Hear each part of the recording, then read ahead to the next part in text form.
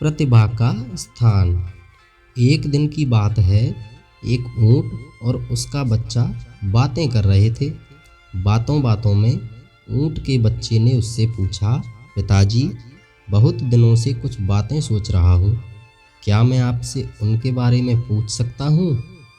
ऊंट बोला, हाँ हाँ बेटा, ज़रूर पूछो। मुझसे बन पड़ेगा तो मैं जवाब ज़रूर दूंगा। पहला प्रश्न था, हम ऊँटों की पीठ पर कुबड़ क्यों होता है पिताजी? ऊँट के बच्चे ने पूछा।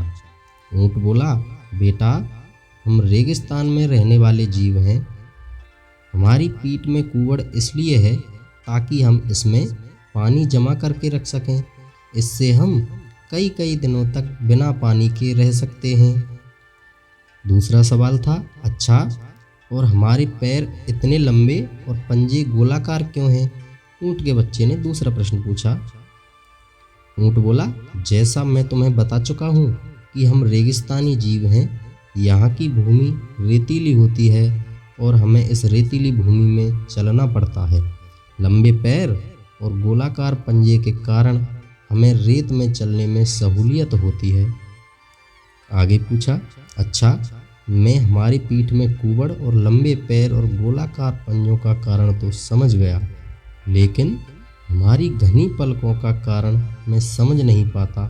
इतनी घनी पलकें होने के कारण कई बार मुझे देखने में भी परेशानी होती है।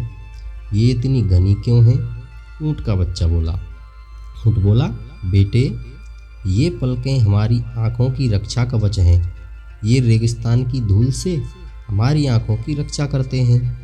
बच्चा बोला, अब मैं समझ गया कि हमारी पीठ में कुबड़ पानी जमा कर रखने के लिए, लंबे पैर और गोलाकार पंजे रेतीली भूमि पर आसानी से चलने और घनी पलकें धूल से आँखों की रक्षा करने के लिए हैं। ऐसे में हमें तो रेगिस्तान में होना चाहिए ना पिताजी? फिर हम लोग इस चिड़ियाघर में क्या कर रहे हैं? यह सवाल सुनकर ऊँट कोई जवाब न दे पाया।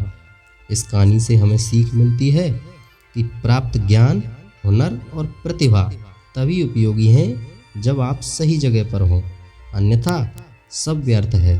कई लोग प्रतिभावान होते हुए भी जीवन में सफल नहीं हो पाते क्योंकि वे सही जगह पर अपनी प्रतिभा का इस्तेमाल नहीं करते। अपनी प्रतिभा व्यर्थ न जाने दें, उसे सही जगह पर लगाएं। और ऐसी ही ज्ञानवर्धक कहानियों के लिए हमारे चैनल को सब्सक्राइब करें।